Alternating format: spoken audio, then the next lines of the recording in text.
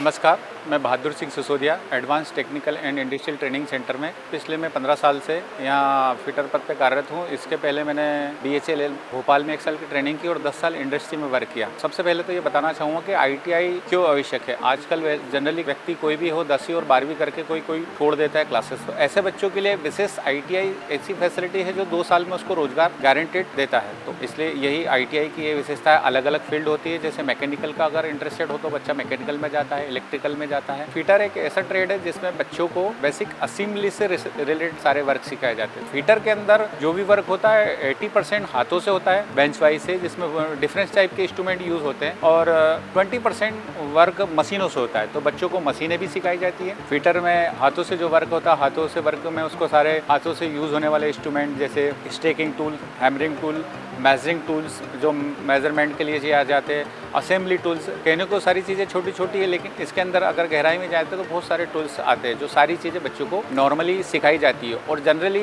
ITI के अंदर क्या प्रैक्टिकल पे ज़्यादा हम फोकस करते हैं, तो बच्चा के प्रैक्टिकली स्ट्रॉन्ग होता है। तो फिटर वाला बंदा है जो डिफरेंस टाइप के फील्ड में जाता है। तो फील्ड की अगर बात करें तो गवर्नमेंट फील्ड है, प्राइवेट फील्ड है और खुद की भी फील्ड है। गवर्नमेंट फील्ड की बात करेंगे तो जनरली रेलवे में ज़्यादातर वैकेंसियाँ रहती है। रेलवे के बाद जाएंगे तो ऑर्डिनेंस फैक्ट्री है, BHEL कंपनी है, गवर्नमेंट आपका टीचर है जो ITI का टीचर है, उसमें बच्चा आराम से क्वालिफाई करके टीचर बन सकता है। और उसके बाद प्राइवेट सेक्टर में काफ़ी वैकेंसीज रहती है फिटर के लिए। प्राइवेट सेक्टर में जा सकता है, मेंटेनेंस डिपार्टमेंट में जा सकता है, असेंबली डिपार्टमेंट में जाता है। एक क्वालिटी कंट्रोल होता है जिसमें बच्चे जॉब चेकिंग के लिए, क्योंकि इंस्ट्रूमेंट सारे सिखाए जाते हैं, तो क्वालिटी कंट्रोल में भी जा सकता है। सबसे बड़ी बात है, अगर बच्चा इंटरेस्टेड है तो उसका खुद का व्यवसाय भी वो स्टार्ट कर सकता है। इतने अच्छे फील्ड है और काफ़ी बच्चे यहाँ से जो गए हैं वो कर भी रहे, उन लोगों का रिस्पॉन्स भी अच्छा है। तो हम बच्चों को यही सिखाते हैं कि आप अगर ITI करते हैं, आपके पास में बहुत सारे वैकेंसीज के स्कोप खुल जाते हैं। तो फिटर के अंदर हम जनरली असेंबली, फैब्रिकेशन और एक एडवांस टेक्निकल इंस्टीट्यूट है, तो उसके अकॉर्डिंग हम CNC